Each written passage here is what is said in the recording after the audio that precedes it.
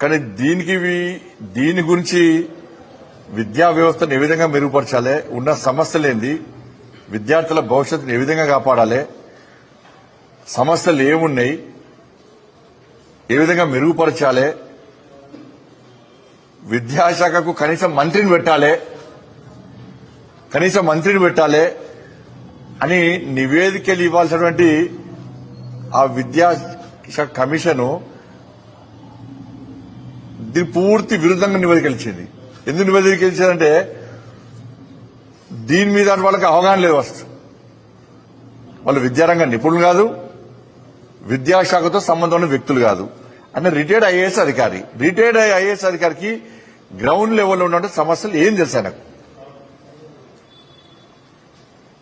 ఒక విద్యార్థి సంఘం నాయకులతో మాట్లాడిండా, ఉపాధ్యాయ సంఘాలతో నాయకులతో మాట్లాడిండా, పేరెంట్స్ కమిటీతో మాట్లాడిండా,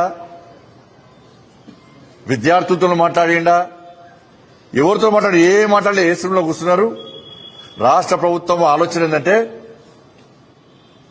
ఈ డిఎల్ ఇచ్చే పరిస్థితి లేదు, పిఆర్సీ అమలు చేసే పరిస్థితి లేదు, ఈ జీతాలు ఇచ్చే పరిస్థితి లేదు. కానీ జీతాలు తగ్గించాలి. మీరు ఉపాధ్యాయుల ప్రొఫెసర్ల జీతాలు తగ్గించే విధంగా మీరు నివేదిక ఇయ్యని చెప్పి రాష్ట్ర ముఖ్యమంత్రి గారు విద్యాశాఖ వారి కంట్రోల్ ఉంది కాబట్టి ఆయన ఆదేశం మేరకు ఈరోజు ఆ మురళీ గారు అనే వ్యక్తి ఇవాళ నివేదిక ఇచ్చాడు. ప్రపంచంలో ఆదర్శవంతమైనటువంటి విద్యను అందించే దేశము ఫిన్లాండ్. ఆదర్శవంతమైనటువంటి విద్య అందించే దేశం అది. ఆ దేశంలో ఉపాధ్యాయులకు ప్రొఫెసర్లకు మాత్రమే అన్ని శాఖల్లో ఎక్కువ జీతాలు ఉన్నాయి వాటి. అందుకే అది ఆదర్శవంతమైన విద్య అందించేటువంటి విద్య అందించడంలో ప్రముఖ స్థానంలో ఉన్నది. ఆదర్శంగా ప్రపంచం అంతా కూడా ఆదర్శంగా తీసుకుంటున్నారు వాళ్ళు. కానీ వీళ్ళు ఉపాధ్యాయులకు జీతాలు తగ్గించడం అర్థం కాదు. ఇప్పటికి దేనికోసం తగ్గిమంటున్నారు జీతం? ఇప్పుడు జీతాలు తగ్గిస్తే విద్యా వ్యవస్థ మెరుగుపడుతుందా? జీతాలు తగ్గించమన్నారు. జీతాలు తగ్గిస్తే విద్యా వ్యవస్థ మెరుగుపడుతుందా? విద్యార్థుల భవిష్యత్తు బాగుపడుతుందా?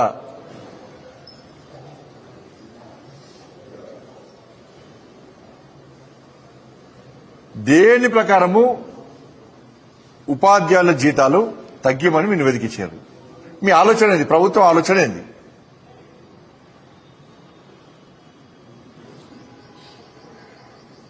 వాళ్ళ ప్రభుత్వ పాఠశాలలో చదువుకునేది పేద పిల్లలు, పేద కుటుంబాలకు సంబంధించిన వాళ్ళు ఏం రిపోర్ట్ ఇచ్చారు? 35 మార్క్స్ కు పాస్ ఉండే దాన్ని 45 చేశారు.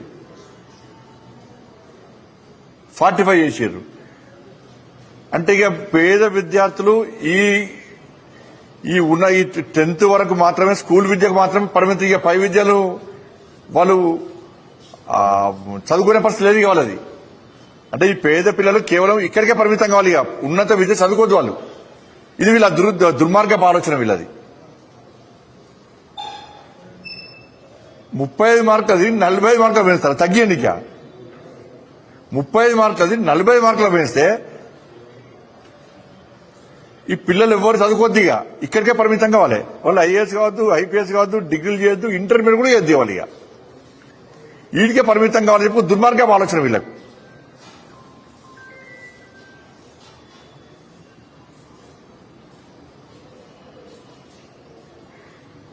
ఇలా 30-20 సంవత్సరాలు సీనియారిటీగా ఉండి అదే వృత్తిలో ఉండి ఈ విద్యారంగానికి సేవలు అందిస్తున్నటువంటి ఉపాధ్యాయులకు వాళ్ళ ఎలిజిబిలిటీ ప్రకారము హెడ్ మాస్టర్ గా ప్రమోషన్స్ ఇస్తారు. ఇది నడుస్తా ఉన్నది. ఇది కాదని చెప్పి డైరెక్ట్ రిక్రూట్మెంట్ చేయాలి హెడ్ మాస్టర్. అంటే వీళ్ళ అనుభవం కంటే అనుభవం ఎక్కువ ఉంటుందా?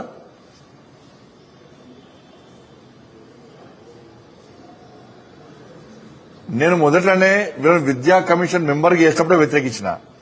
వీళ్ళ భావాజాలమే కరెక్ట్ కాదు. వీళ్ళ ఆలోచన అంతా కూడా మావోయిస్టు ఆలోచన వీళ్ళందరిది కూడా. ఆయన ఆ భావాజాలం ఉన్న వ్యక్తి. ఇవాళ రేవంత్ రెడ్డి గారి ద్వంద్వ విధానాలు.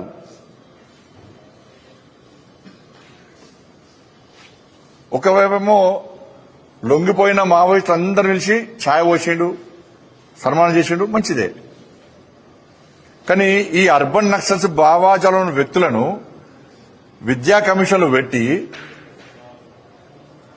ఇలా వాళ్ళ ద్వారా నువ్వు బలవంత నివేదికలు తెప్పించుకొని ఏం సాధించినావు అంటే, మరి వీళ్ళ ద్వారా ఇవాళ ఎవరైతే అర్బన్ నక్సల్స్ ఉన్నారో, ఈ విద్యా కమిటీ చైర్మన్ ఉన్నారో వాళ్ళ ద్వారా తుపాకీ గుట్టల ద్వారా మేము ఏం సాధించలే, ఈ మావోయిజం అనేది అంతరించిపోయింది అని చెప్పించే దమ్ము రాష్ట్ర ముఖ్యమంత్రికి ఉందా? ఇటు వీళ్ళని పెంచి పోషిస్తున్న అర్బన్ నక్సల్స్ ను, ఎవరైతే మావోయిస్టులను సపోర్ట్ చేసేటువంటి అర్బన్ నక్సల్స్ లను పెంచి పోషిస్తున్నాడు, వాళ్ళ కమిటీలో చైర్మన్ వాళ్ళకు పదవులు ఇస్తున్నాడు. మళ్ళీ ఇటేమంటున్నాడు, లొంగిపోయిన మావోయిస్టులను పిలిచి వాళ్ళని పోటీ చేసే ప్రయత్నం చేస్తున్నాడు. ద్వంద్వ విధానం రాష్ట్ర ముఖ్యమంత్రి, 2-4 ధోరణి.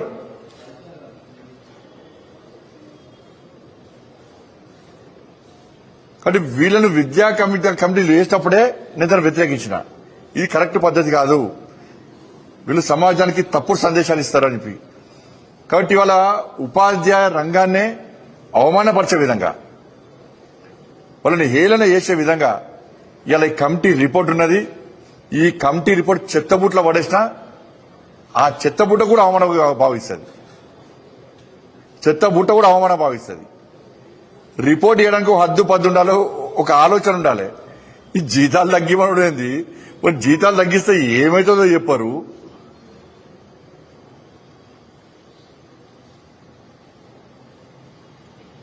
దాంతో ఏం ఫైదానో చెప్పరు. మీరు వసతుల గురించి మాట్లాడరు, విద్యారంగం ఏర్పడితే ఎదుర్కొన్న సమస్యల గురించి మాట్లాడరు, విద్యాశాఖకు ఒక మంత్రిని గ్యారంటీ పెట్టడానికి నివేదికలు రాయరు. మీరు అవి ఎవ్వి కనబడే మీకు కళ్ళ కనబడాయి.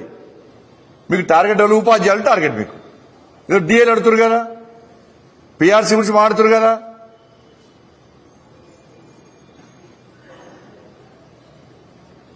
కానీ ఉపాధ్యాయ వర్గం ఆలోచించాలి. మిమ్మల్ని హేళన చేసే ప్రయత్నం రాష్ట్ర ప్రభుత్వం చేస్తున్నది,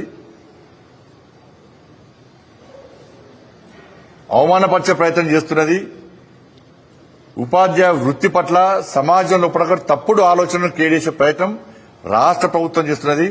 ఇటువంటి దుర్మార్గపు ఆలోచన రాష్ట్ర ప్రభుత్వం ఉంది కాబట్టి దీన్ని ఎదుర్కోవాల్సిన బాధ్యత మీ అందరి మీద ఉన్నది. మీరు భయపడాల్సిన అవసరం లేదు. మీ వెనుకల భారతీయ జనతా పార్టీ ఉంది, మీకు అండగా భారతీయ జనతా పార్టీ ఉంటుంది.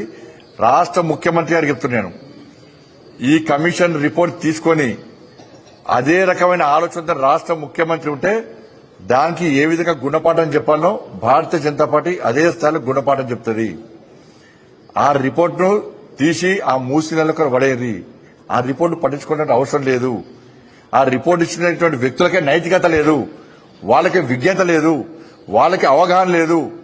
వాళ్ళు ఎవరిని సంప్రదించలే, ఏసీ రూంలో కూర్చొని వాళ్ళు రాష్ట్ర రిపోర్ట్ అది.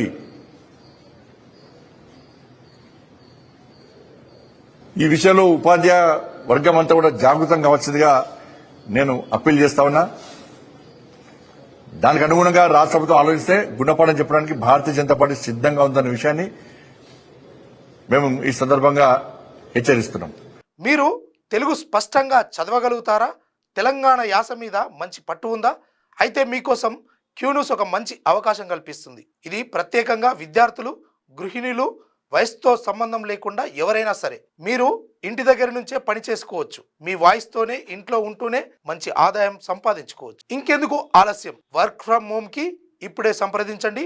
మా నెంబర్లు 8688926084, 8143001981.